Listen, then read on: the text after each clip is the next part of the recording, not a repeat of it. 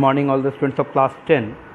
Today we are moving ahead with our new lesson 7, Glimpses of India. This lesson consists of 3 different stories.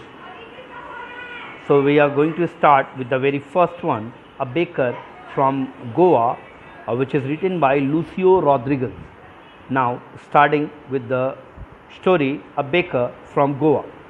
This is a pen portrait of a traditional Goan village baker who still has an important place in its society.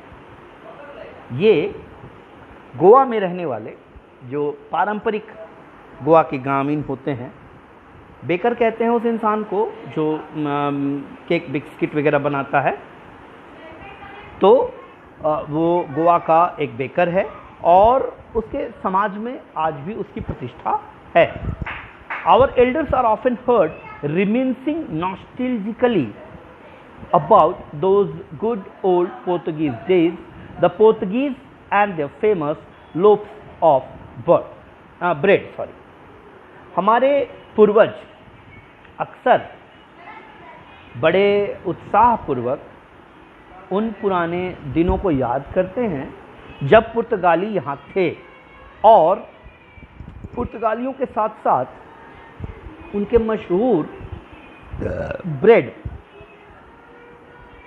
के lobes बोलते हैं, bread के बड़े बड़े टुकड़े को, जिनसे काट कर आप जो ब्रेड बाजार में देखते हैं तो स्लाइस किया होता है. स्लाइस किया हुआ नहीं, बिल्कुल ऐसे ही जो जुड़ा हो एक साथ, उसको बोलते हैं lobe. Those eaters of loaves might have vanished, but the makers are still there. तो वो कहते हैं कि इन ब्रेड के बड़े बड़े टुकड़ों को खाने वाले भले गायब हो गए हों, मगर बनाने वाले अब भी हैं.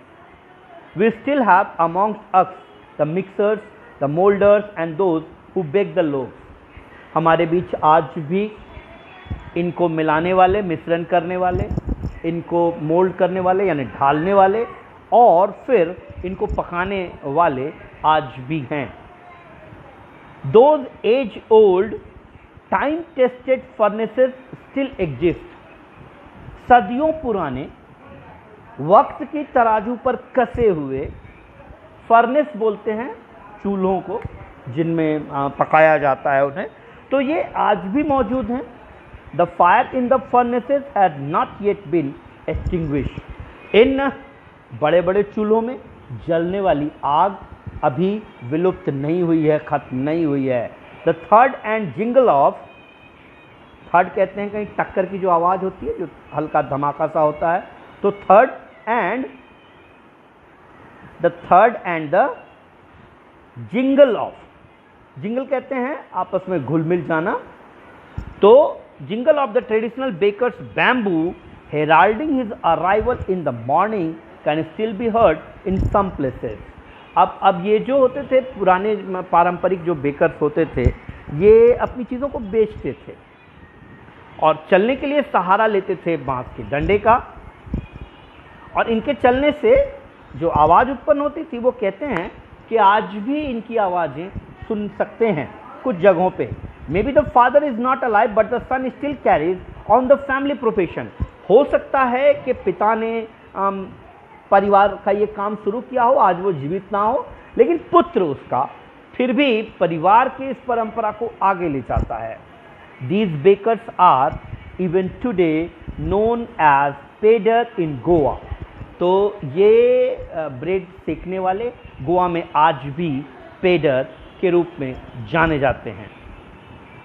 During our childhood in Goa, अपने बचपन में गोवा में अपने बचपन के दरमियान,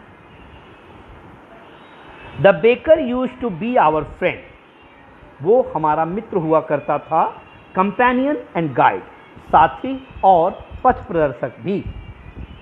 ही used to come at least twice a day, वो ब्रेड सेकने वाला कम से कम 2 बार तो दिन में जरूर आता था. Once when he set out in the morning on his selling round, पहली बार जब वो बेचने के लिए निकलता था तो पहला चक्कर वही हो जाता था. एंड देन अगेन, और फिर दोबारा when he returned after emptying his huge basket, और दोबारा फिर वो तब आता था जब अपने बड़े से टोकरे को वो खाली कर लेता था। द जिंगलिंग थर्ड of bamboo woke us up from sleep and we ran to meet and greet him. तो उसके बांस के चलने से होने वाली आवाज़ से हमारी आंख खुलती थी और हम भागकर उससे मिलते थे, उसका अभिवादन करते थे। Why was it so? ऐसा क्यों था? Was it for the love of the loaf? क्या ये ब्रेड के उस टुकड़े के लिए था? नॉट एट ऑल, नहीं, बिल्कुल नहीं। The loaves were bought by some पास्किन और बैस्टीन the maid servant of the house. ये ब्रेड तो घर की जो नौकरानियां होती थी वो पास्किन हो बास्टीन हो कोई खरीद कर लाता था। What we long for were those bread bangles which we choose carefully. हम जिस चीज़ के लिए उनके पीछे भागते थे वो थे चूड़ी जैसे बने हुए ब्रेड, जिन्हें हम बड़ी सावधानी से चुनते थे। Sometimes it was sweet bread of special make. कभी कभी ये खास तौर पे बनाया हुआ मीठा ब्रेड होता था। The baker made his musical entry on the scene with a zhang zhang sound of his specially made bamboo staff. अब ये जो बेकर था उसके बांस में शायद घुंघरू से लगे थे, तो जब वो चलता था तो उससे झनझन की आवाज़, है ना। तो आप यूँ कहें कि जब वो आता था तो एक जरा संगीत सा बजता था, झांझ झांझ की आवाज़ होती थी, तो उसकी सांगीतिक एंट्री होती थी, बिल्कुल संगीत भरी प्रवेश लेता था वो। One hand supported the basket on his head, एक हाथ से सर पे रखे हुए उस टोकरे को वो सहारा देता था। And the other bang the bamboo on the ground, और दूसरे हाथ से वो जमीन पर अपने उस बांस के डंडे को बजाता था, ठोकता था। He would greet the lady of the house with good morning, घर की महिला को सुबह का अभिवादन करता था, गुड मॉर्निंग कहता था। And then place his basket on the vertical bamboo, और फिर तिरछे बांस पर वो अपनी टोकरी रखता था। We kids would be pushed aside with a mild rebuke and loaves would be delivered to the servant. हम नन्हे बच्चे हल्की झिड़की के साथ किनारे कर दिए जाते थे और ब्रेड के टुकड़े नौकरों को दिए जाते थे। But we would not give up, लेकिन हम हार नहीं मानते थे। We would climb a bench or the parapet and peep into the basket somehow. हम किसी ऊंची जगह पर या बेंच पर खड़े होकर झांकने की कोशिश करते थे, किसी भी तरह उस टोकरे में झांकने की कोशिश करते थे। I can still recall the typical fragrance of those loaves. मुझे आज भी ब्रेड की वो खुशबू याद है जो बिल्कुल अलग थी। Loaves for elders and the bangles for the children, bread के बड़े टुकड़े बड़ों के लिए और छोटे छोटे चूड़ी जैसे बच्चों के लिए। Then we did not even care to brush our teeth और वॉश आवर माउथ प्रॉपरली। तब इनको देखकर हम अक्सर अपना ब्रश करना भी भूल जाया करते थे, कई बार तो मुंह धोना भी भूल जाते थे। एंड वाई शुड वी, और हम ऐसा क्यों करते? Why who would take the trouble of plucking the mango leaf for the toothbrush? अब कौन ये परेशानी झेले कि भाई अब जाओ, अब आम के पेड़ से डांटी तोड़ो, फिर उसके पत्ते अलग करो और फिर दातुन करो। And why was it necessary at all, और ये इतना जरूरी क्यों था? The tiger never brush his teeth, बाघ तो कभी अपना दांत नहीं साफ करता। Hot T could wash and clean up everything so nicely after all, और वैसे भी गर्मा गर्म चाय पीने से दांत का सब तकलीफ साफ हो सकता है, बिल्कुल साफ हो सकता है। ये लेखक के विचार हो सकते हैं। यहाँ इसका पहला हिस्सा खत्म होता है। ये जो सवाल हैं इन्हें आपको सॉल्व करने होंगे। Marriage gifts are meaningless without the sweet bread known as bowl, just as a party or a feast loses its charm without bread. शादियों में दिए जाने वाले तोहफे बिल्कुल बेकार थे अगर उनमें मीठी ब्रेड, जिसके कि बोल कहा जाता था, वो ना हो, और कोई भी पार्टी या कोई भी उत्सव हो, कोई भोज हो, बिना ब्रेड के इसकी सारी खूबसूरती, सारा उत्साह खत्म हो जाता था। Not enough can be said to show how important a baker can be for a village. तो ये बताने की कोई आवश्यकता नहीं है, या यूँ कहें कि ये बताना काफ़ी नहीं है कि एक बेकर, एक ब्रेड बनाने वाला, एक ब्रेड सेकने वाला गांव के लिए कितना महत्वपूर्ण था। The lady of the house must prepare sandwiches on the occasion of a daughter's engagement. घर की महिलाओं को अपनी बेटी के इंगेजमेंट में, यानी जो हमारे यहाँ होते हैं ना शादियों से पहले, उसमें उन्हें सैंडविच बनाना होता था, निश्चित रूप से बनाना होता था। केक्स एंड बोलिहास are a must for Christmas. Cake और बोलिहांस जो क्रिसमस के लिए एकदम अति आवश्यक हैं, साथ ही साथ दूसरे त्योहारों में भी इनका बनना आवश्यक है। Thus, the presence of the baker's furnace in the village is absolutely essential। इसलिए इस बेकर के भट्ठी का, चूल्हे का गांव में होना नितांत आवश्यक था। The baker or bread seller of those days had a peculiar dress known as the kabai। उस समय में जो ब्रेड बनाने वाले या बेचने वाले होते थे, वो एक खास तरह का परिधान पहनते थे जिसे कबाई कहते हैं। It was a single piece long frock reaching down to knees. ये एक कपड़ों का एक लंबा सा फ्रॉक जैसा बना होता था जो घुटनों तक होता था। In our childhood, we saw bakers wearing a shirt and trousers which were shorter than full length ones and longer than half pants। अपने बचपन में हमने ऐसे बेकर्स देखे हैं जो कमीज और पैंट पहनते थे, जिनके की कमीज जो होते थे वो बिल्कुल लंबे होते थे और हाफ पैंट से लंबे होते थे। फुल पैंट से छोटे होते थे, हाफ पैंट से लंबे होते थे। Even today anyone who wears a half pant which reaches just below the knees invites the comment that he is dressed like a pedder। वो कहते हैं आज भी जब कोई ऐसा पैंट पहनता है जो घुटनों से नीचे तक हो, तो लोग उसे पेडर ही बुलाने लगते हैं। The baker usually collected his bills at the end of the month। ये ब्रेड बेचने वाले, ये बेकर सामान्य तौर पे महीने के अंत में सारे पैसे इकट्ठा करते हैं। Monthly accounts used to be recorded on some wall in pencil. लोगों के महीने का हिसाब किसी दीवार पर पेंसिल की सहायता से लिखा जाता था। Baking was indeed a profitable profession in the old days. तो ब्रेड बनाना उन दिनों में बड़ा ही फायदे का सौदा था। The baker and his family never starved. Bread बनाने वाला और उसका परिवार कभी भूखा नहीं रहता था। He and his family and his servants always looked happy and prosperous। वो, उसका परिवार और उसके नौकर हमेशा खुशहाल दिखते थे और ऐसा लगता था जैसे वो बढ़ रहे हैं, आगे बढ़ रहे हैं। Their plump physics was an open testimony to this।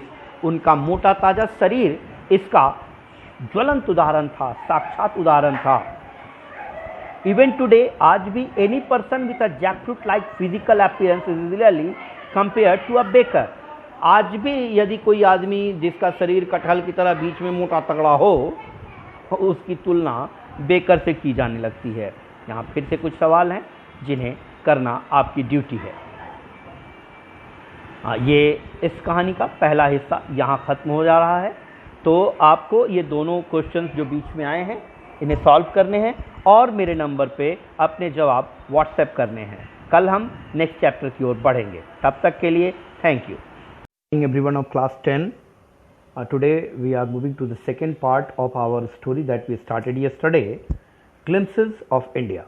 Today we are about to read about a place called Coorg। It is basically known for the coffee production that it has। So let's start with this part of the lesson, Coorg। Coorg is a coffee country famous for its rain forest and spices. तो कुर्ग दरअसल coffee के लिए जाना जाने वाला प्रदेश है। साथ ही साथ ये जगह मशहूर है यहाँ के वर्षा वनों और मसालों के लिए, यहाँ मसाले बहुत उगते हैं। Midway between Mysore and the coastal town of Mangalore sits a place of heaven that must have drifted from the kingdom of God. Mysore और कोस्टल टाउन कहते हैं जो समुद्र के किनारे बसे हुए शहर होते हैं। तो समुद्र के किनारे बसे हुए शहर मैंगलोर के बीच ये जगह है जो ऐसा लगता है जैसे भगवान ने अपने राज्य में से निकाल कर इस जगह को यहाँ बिठा दिया है। ये बहुत ही खूबसूरत जगह है, स्वर्गिक आनंद देने वाली जगह है। This land of rolling hills is inhabited by a proud race of martial men, beautiful women and wild creatures. ये जगह जो पहाड़ियों से घिरी है, इस जगह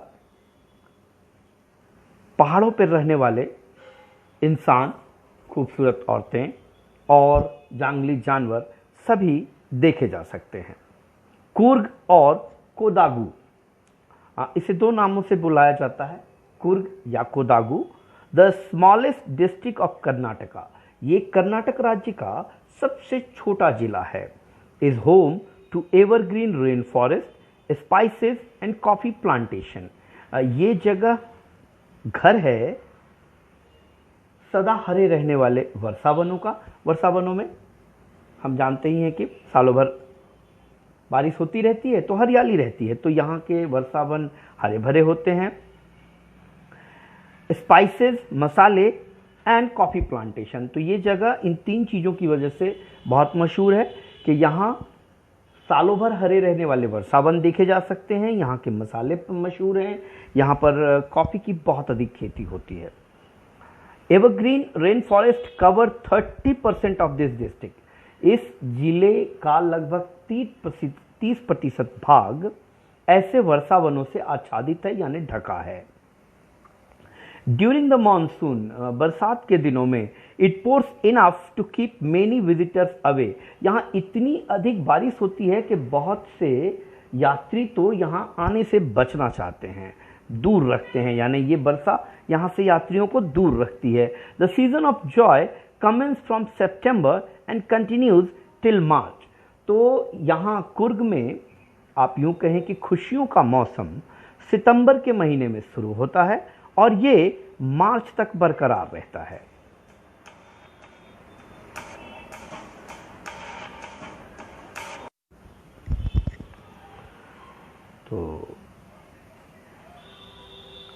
तो यहाँ का जो मस्ती का मौसम है, जैसे कि मैंने बताया, ये प्रारंभ होता है सितंबर के महीने में और इनके लिए मार्च तक ये बरकरार रहता है।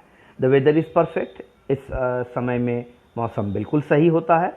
With some shower thrown in for good weather, जिसमें कभी कभी हल्की बारिश हो जाती है जो अच्छी लगती है।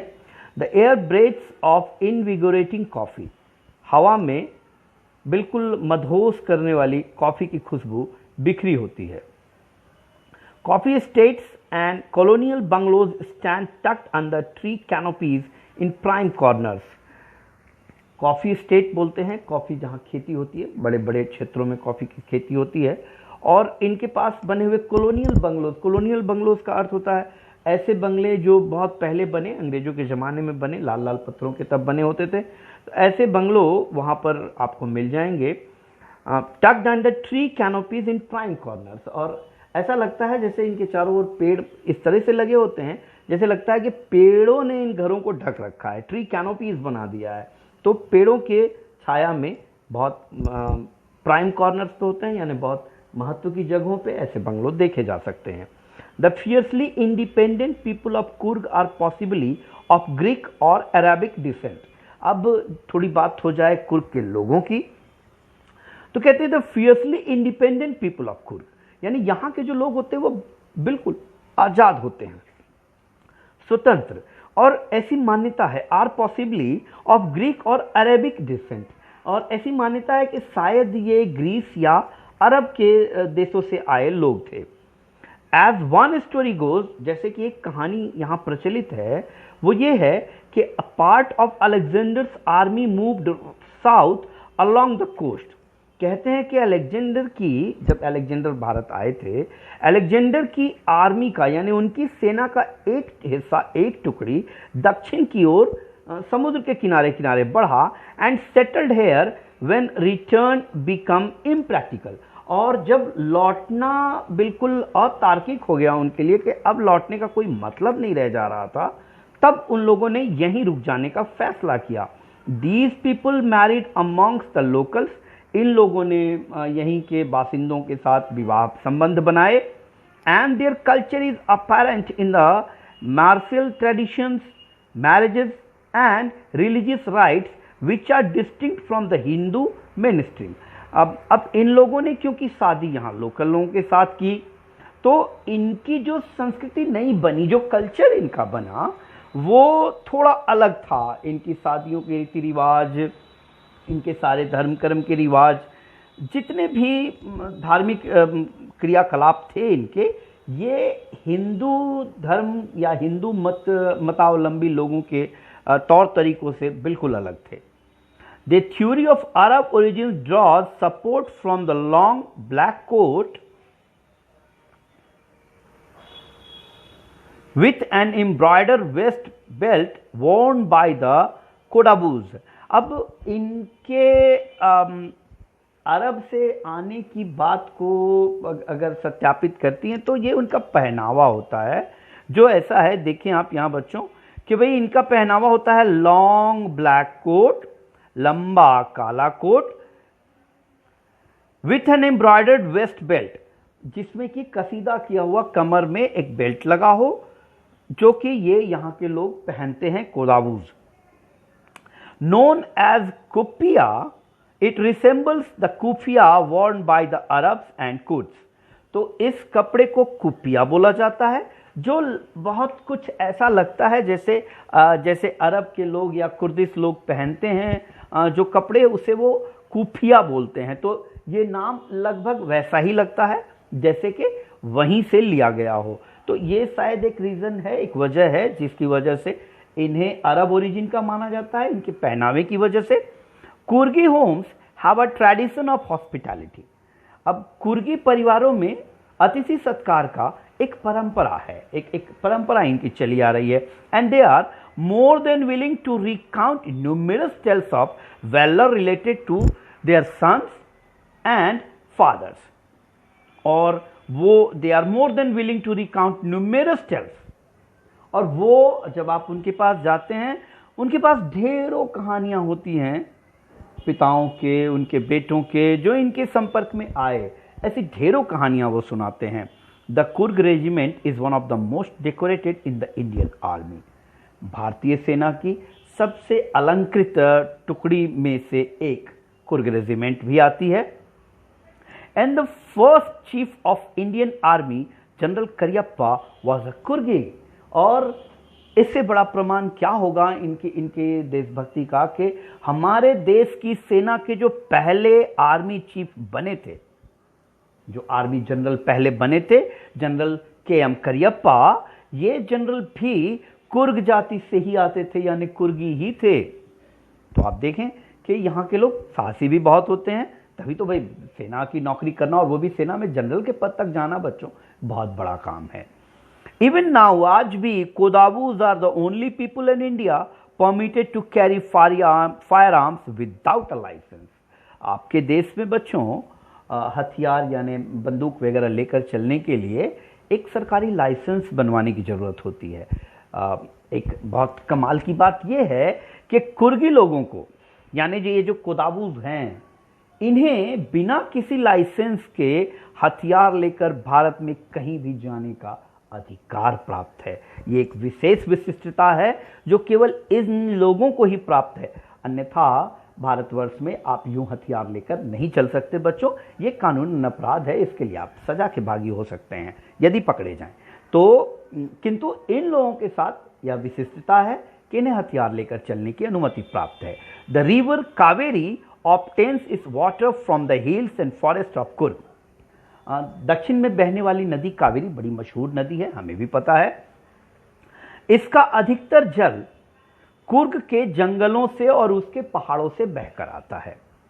Mahseer a large fresh water fish, mahseer जो कि एक बड़ी सी ताज़ा पानी की मछली होती है, अबाउंड इन दिस वाटर्स, वो इस पानी में यानी इस जो जल है कावेरी का, इसमें पाया जाता है।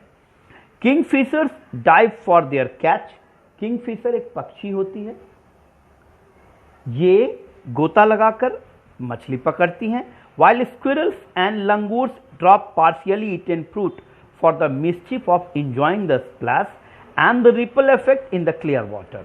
और इनके बगल में पेड़ों पर रहने वाले जो जीव हैं, जैसे कि गिलहरियां हैं, लंगूर हैं, ये आधे खाए हुए फलों को ऊपर से गिराते हैं।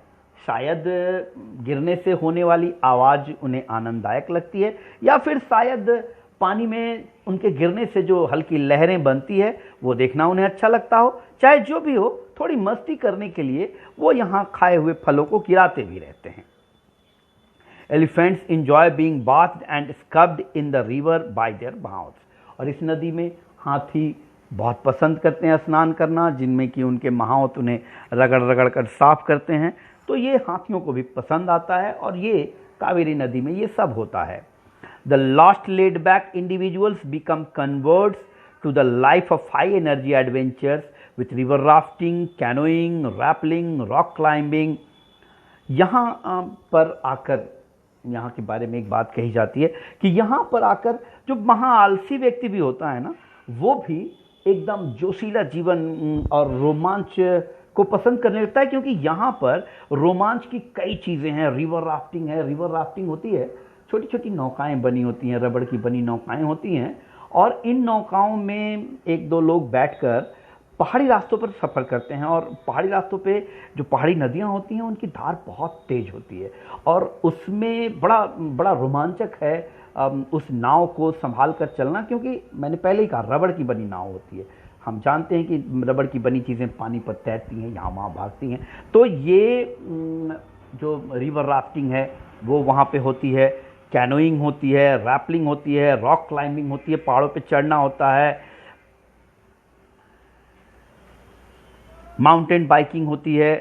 अर्थात यहाँ पे रोमांचक बहुत सारे खेल होते हैं, जो एकदम बेहद आलसी इंसान को भी जब यहाँ जाता है इन रोमांचक चीज़ों को देखकर, उसका भी मन बैठे रहने को नहीं करता, वो भी इन रोमांच में हिस्सा लेना पसंद करने लगता है। Numerous walking trails in this region are a favourite with trekkers. Trekkers बोलते हैं पहाड़ों पर चढ़ाई करने वालों को। तो पर्वतारोहियों के लिए यहाँ पर पैदल चलने के बहुत सी पगडंडियां बनी हैं, बहुत से रास्ते बने हैं, और इन पर चलना इनको बड़ा पसंद भी आता है। Birds, bees and butterflies are there to give you company. पक्षी, मधुमक्खी और तितलियां यहाँ भरपूर मात्रा में मिलती हैं, जो आपका साथ देती हैं। Macaques, Malabar squirrels, langurs and slender lorises keep a watchful eye from the tree canopy. और जंगली जानवर जो पेड़ों पे रहते हैं, जिनमें कि गिलहरियां भी हैं, लंगूर भी हैं, मकाबी बंदर होते हैं, वो भी हैं, और ये सब अपने पेड़ों पर बने हुए घोंसले या अपनी घरों से सभी पर निगाह रखते हैं। I do however prefer to step aside for wild elephants।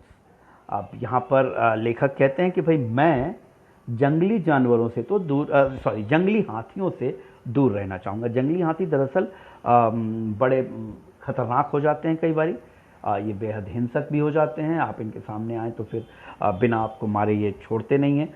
इसीलिए लेखक कहते हैं कि भाई मैं आई डू हाउएवर, फिर भी मैं मेरी अगर बात करो तो prefer to step aside for wild elephants. इन जंगली हाथियों के लिए रास्ता खाली कर दूंगा, भाई मैं जगह छोड़ दूंगा। The climb to the Brahmagiri hills brings you into a panoramic view of the entire misty landscape of Coorg. तो यहाँ लेखक कह रहे हैं कि भाई कुर्ग के पास स्थित जो ब्रह्मगिरी पहाड़ी है, यदि आप इसके ऊपर चढ़ते हैं तो फिर यहाँ जो कुर्ग का नज़ारा होता है, मिस्ट से ढका हुआ यानी कोहरे से ढका हुआ पूरा ये जो भूभाग है, बड़ा ही मनोरंजक है, बहुत ही खूबसूरत दिखता है। A walk across the rope bridge leads to the 64 acre island of Nisargadhama. यहां से a walk across the rope bridge, वहां पर रस्सी का बना हुआ एक पुल है, रोप ब्रिज है, जिससे पार करने पर 64 एकड़ का बना हुआ एक द्वीप है जिसका नाम है Nisargadhama. Running into Buddhist monks from India's largest Tibetan settlement at nearby Bylakuppe is a bonus. यहाँ से फिर शुरू होती है बौद्ध धर्म के मानने वाले के मठ की, और यहाँ भारत की सबसे बड़ी तिब्बती जनजाति बसी है, तिब्बत के लोग यहाँ बसे हैं, और ये बालक जगह है जो कि एक बोनस की तरह है। द मॉन्क्स, यहाँ के जो सन्यासी हैं, इन रेड ऑर्क एंड येलो रोब्स, जो लाल पीले और केसरिया लबादे पहनते हैं, are among the many surprises that wait to be discovered by visitors searching for the heart and soul of India. वो बहुत से यात्रियों के लिए जो भारत की आत्मा को ढूंढने निकलते हैं, उन सब के लिए हैरानी की चीज़ हो सकती है। राइट हियर इन कुर्ग, अगर वो कुर्ग आएँ तो उन्हें हैरानी की चीज़ मिल सकती है।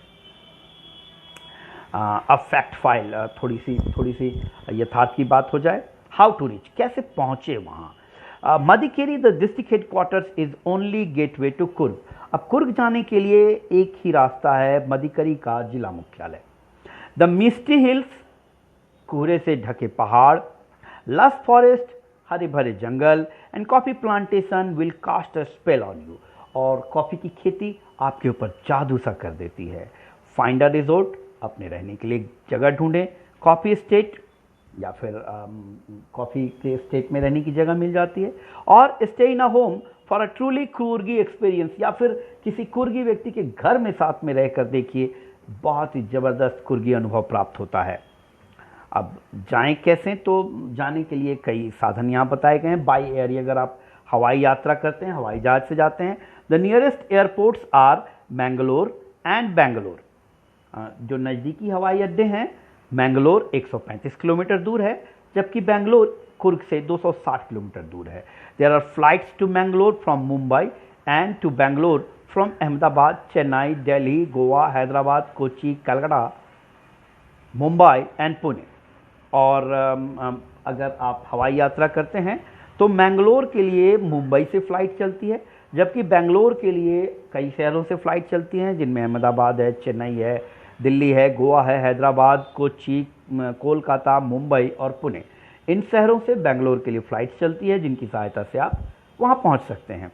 अगर आप रेल से जाते हैं, the nearest rail heads are at Mysore, Mangalore and Hassan. जो नज़दीकी रेलवे स्टेशन हैं वो मैसूर है, बेंगलोर है या हासन है। बाई रोड, यदि आप सड़क रास्ते से जाते हैं, there are 2 routes to Coorg from Bangalore. तो बेंगलोर से कुर्ग जाने के 2 रास्ते हैं। Both are almost the same distance, दोनों की दूरी लगभग एक बराबर है, 250 से 260 किलोमीटर की दूरी है। The route via Mysore is the most frequented one. Mysore वाला जो रास्ता है उसमें ज़्यादातर लोग पसंद करते हैं। The other route is via Nelamangala, Kunigal and Channapatna. यानी दूसरा रास्ता भी है जो इन रास्तों से होकर गुजरता है। इन रास्तों से होकर आप भी कुर्ग जा सकते हैं। तो आज आपके इस ग्लिम्पसेस ऑफ इंडिया के दूसरे पार्ट का समापन कर रहा हूं मैं। यहाँ दिए गए कुछ सवालों को आपको सॉल्व भी करने हैं। इस लेसन को पढ़ेंगे, सवालों को सॉल्व करेंगे, अपने आंसर्स मेरे पास भेजेंगे। Thank you for the day today. See you the next day.